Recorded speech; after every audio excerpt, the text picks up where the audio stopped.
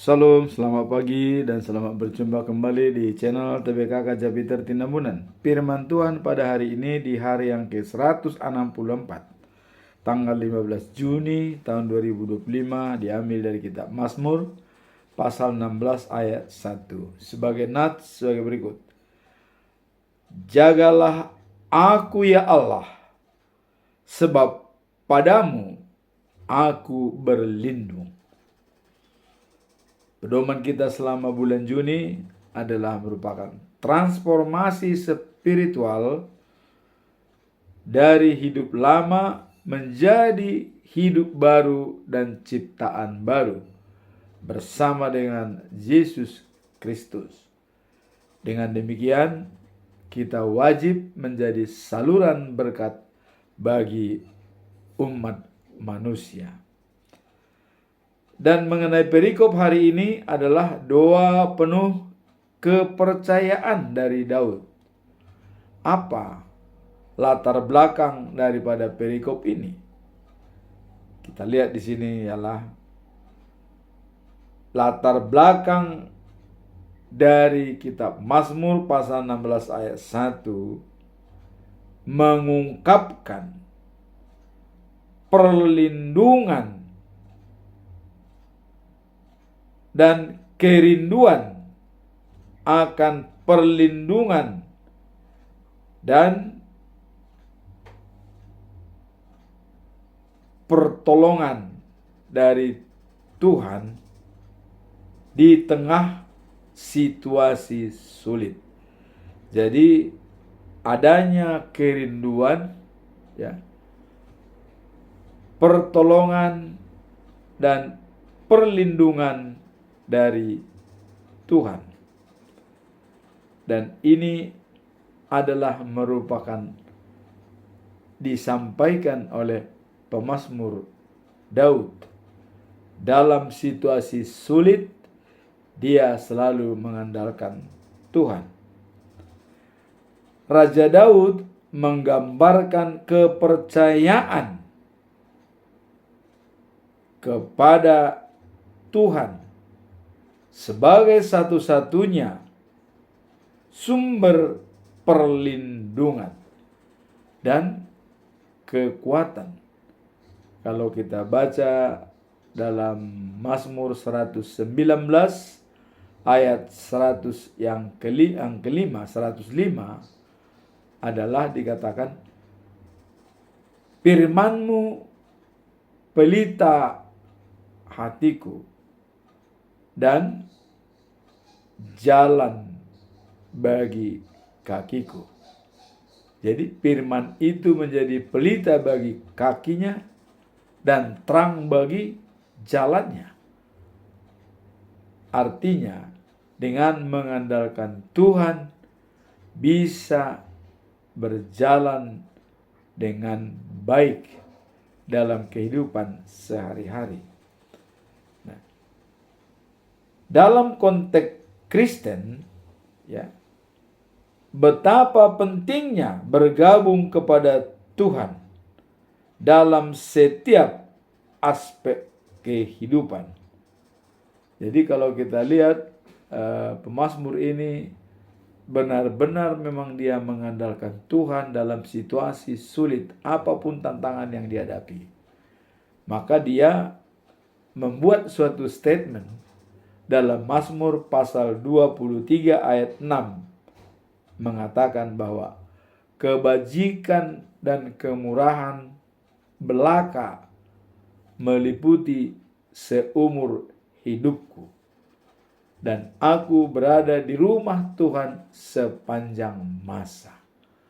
Rumah Tuhan adalah dirinya sendiri. Kenapa dikatakan rumah Tuhan dirinya sendiri?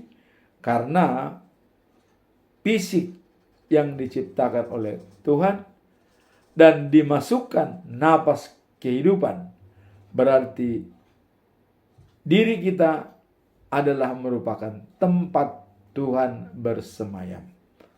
Nah, Daud mengatakan, sepanjang masa aku berada di rumah Tuhan. Artinya sepanjang masa dia setia dan tekun dan percaya kepada Tuhan. Maka ayat hari ini dikatakan, jagalah aku ya Tuhan, sebab ya padamu aku berlindung. Artinya ada ketetapan jiwa berlindung kepada Tuhan. Itulah latar belakang daripada perikop ini. Adanya kerinduan daripada Daud untuk tetap berlindung dan menerima perlindungan dari Tuhan, pertolongan dari Tuhan. Apa tujuan utama? Kalau kita sudah melihat latar belakang, terus apa tujuan utama dalam perikop ini? Kita lihat bahwa tujuan utama adalah untuk mengekspresikan kerinduan dan kebutuhan akan perlindungan Tuhan, serta menegaskan kepercayaan penuh dari Daud kepada Tuhan sebagai tempat perlindungan, ya, dan dianggap aman bagi Daud.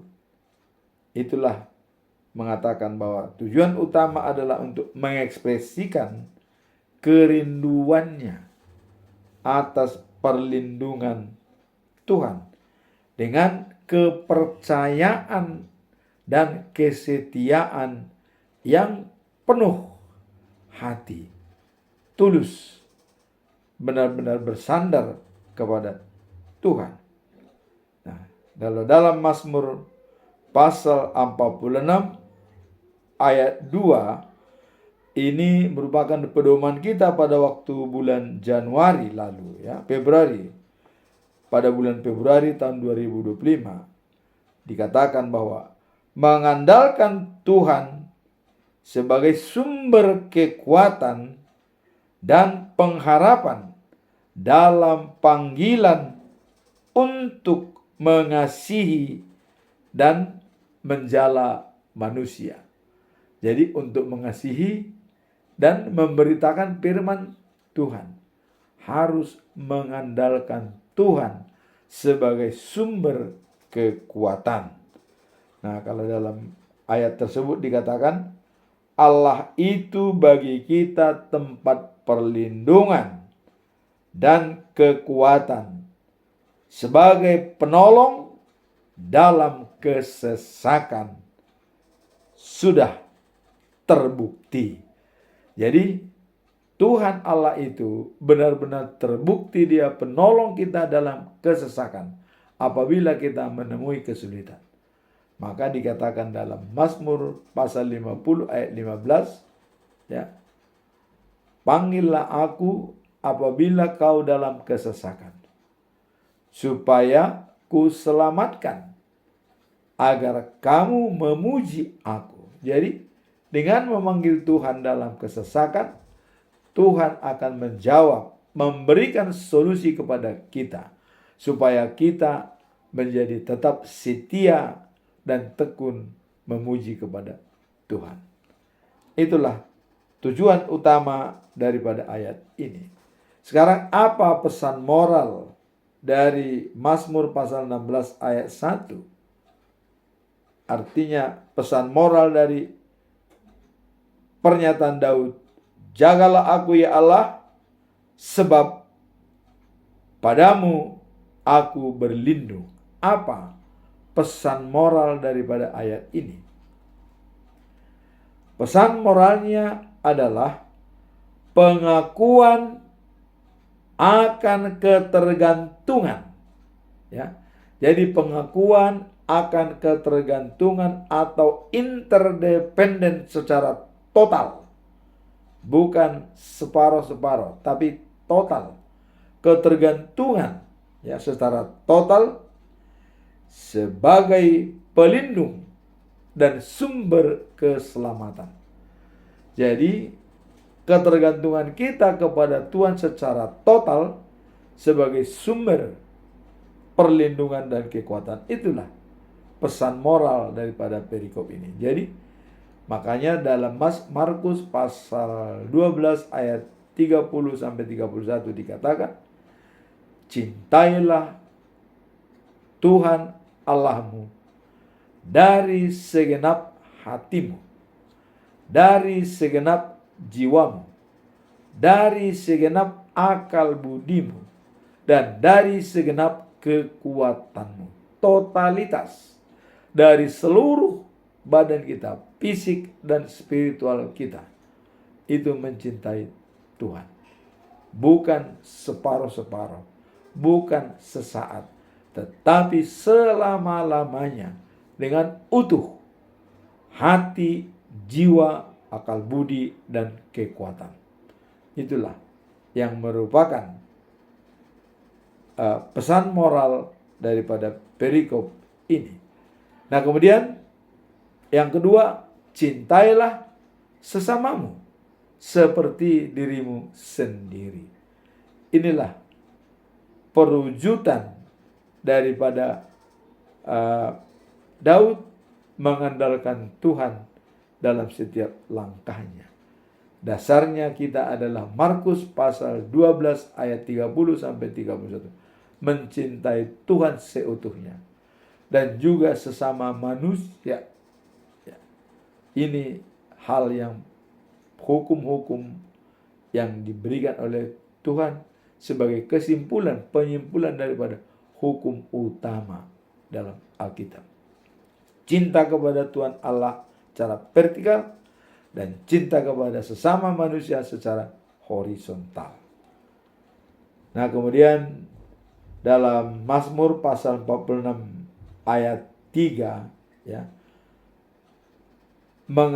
apabila kita sudah mengandalkan Tuhan dalam Mazmur pasal 46 ayat 2, mengandalkan Tuhan sebagai perlindungan dan sebagai sumber kekuatan dan penolong kita sebagai sesaat terbukti dalam kesulitan, maka untuk itu, ya, apa yang memberikan jaminan bagi kita? Nah, dikatakan dalam Mazmur pasal 46 ayat 3, biarpun bumi bergoncang. Wah, jadi bumi bergoncang. Kalau bumi bergoncang itu sudah sangat, karena mungkin gempa bumi, ya, bumi bergoncang. Kemudian gunung-gunung tenggelam ke dalam laut.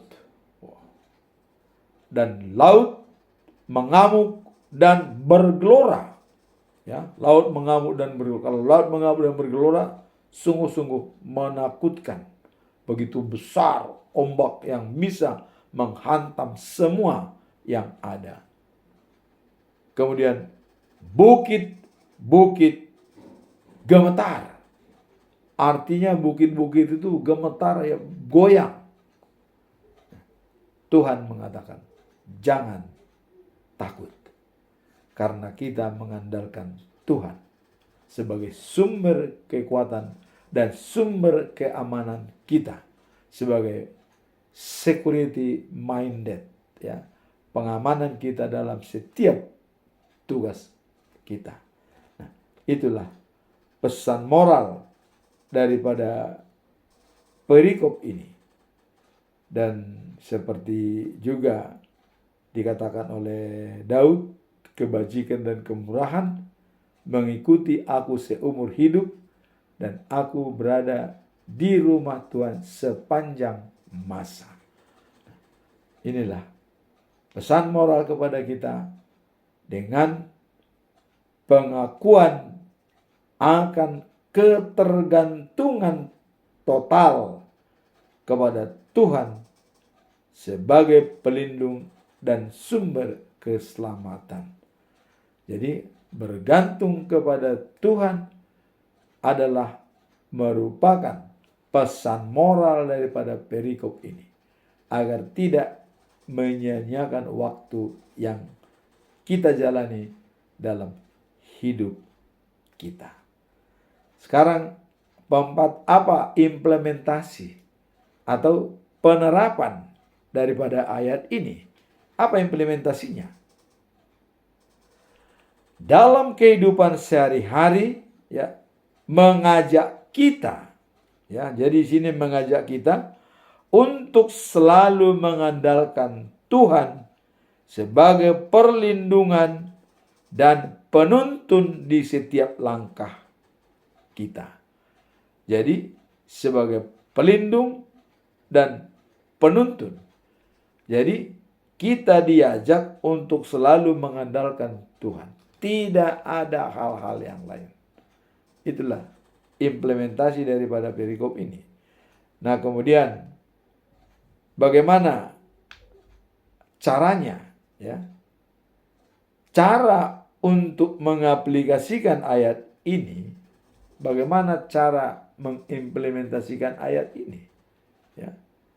Dapat kita lihat dengan membangun kebiasaan berdoa, ya, secara konsisten dan baca firman Tuhan secara konsisten melalui kehidupan kita sehari-hari, melalui medsos boleh, komunitas dan lingkungan kita.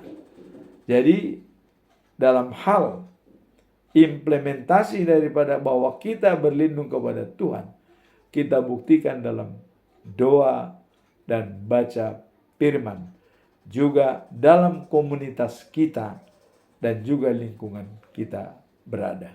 Itulah penjabaran daripada perikop ini, bahwa kita mengandalkan Tuhan. Jadi implementasinya adalah melalui komunitas kita, pekerjaan kita, aktivitas kita setiap hari. Itu bisa kita implementasikan bahwa kita adalah mengandalkan Tuhan. Nah, jadi dengan membangun kebiasaan, itu ada istilah dari Aristoteles. Aristoteles mengatakan, kekuatan kita bukan perbuatan kita, tapi kekuatan kita adalah apa yang kita lakukan berulang-ulang. Kalau kita baca firman Tuhan setiap hari dan berdoa setiap kebutuhan kita setiap hari, ya, dan merenungkan firman Tuhan setiap hari, itulah kekuatan kita. Kebiasaan yang kita lakukan berulang-ulang tanpa hentinya. Saya mencoba membuat firman Tuhan setiap hari. Sekarang sudah hari yang ke-164. Semuanya nanti adalah hari 365 hari dalam setahun. Itu harus tidak ada bolong sedikit pun. Semua harus terus. Itulah yang dikatakan Aristoteles, bahwa kekuatan kita adalah habit kita. Apa yang kita lakukan berulang-ulang, itulah kekuatan kita. Itulah implementasi daripada ayat ini. Nah, kemudian saya mencoba pada usia lanjut, pengalaman apa yang kita hadapi dan bersama dengan Tuhan. Saya tetap mengatakan, janji iman kita kepada Tuhan adalah ditetapkan pada saat kita lepas sidi. Apa pedoman kita pada waktu sidi yang diberikan oleh hamba Tuhan di gereja, disaksikan oleh orang tua dan disaksikan oleh jemaat? Itulah janji kita yang kita terima dari Tuhan. Dan janji itu dilengkapi dengan pernyataan daripada hamba Tuhan. Dikatakan adalah, coba camkan firman itu, karena itu adalah jalan kehidupanmu.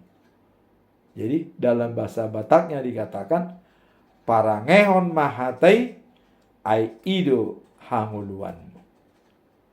Dan selalu dikatakan, kamu harus berbaik sebelum meninggal, karena Tuhan akan memberikan mahkota kepadamu.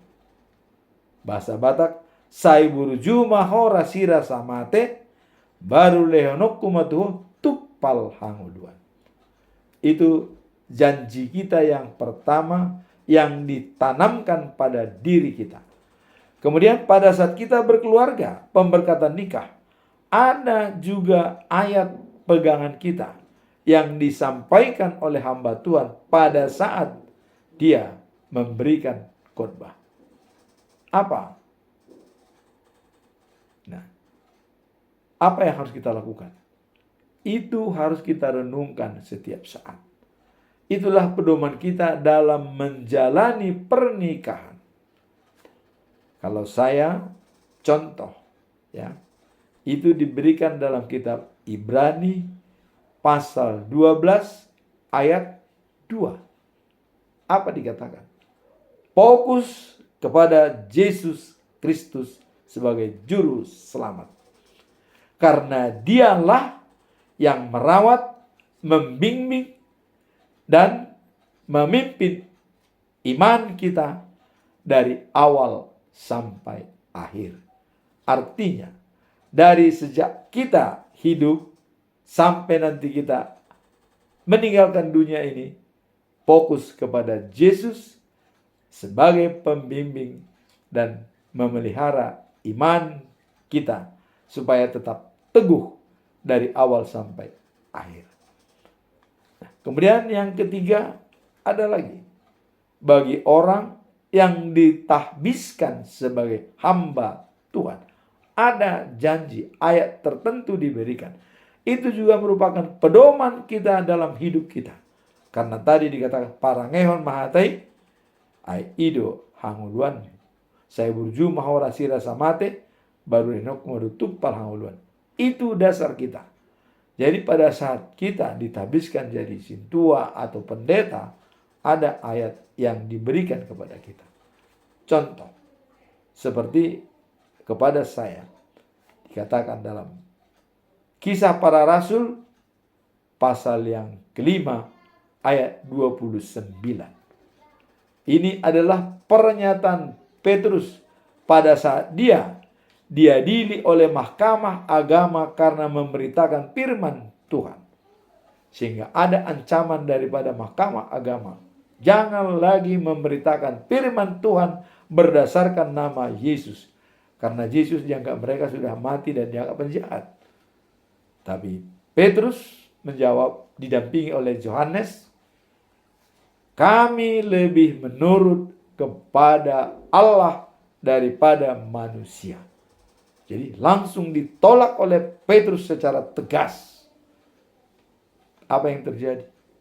Mahkamah agama kecewa. Mereka hendak membunuh Petrus. Ini harus dibunuh. Tidak bisa hidup. Tapi ada seorang yang bernama Gamaliel membela Petrus dan mengatakan kepada orang Yahudi, kaum Farisi dan Saduki, kita sudah melakukan pembunuhan terhadap Tiberius dan juga Judas dalam hal membuka sekte baru. Dan mereka tercerai berai dan lenyap. Apa jadinya? Tidak ada artinya. Sekarang biarkan Petrus dan Yohanes menjalankan tugasnya. Kalau itu dari manusia, katanya, dia akan berhenti dengan sendirinya.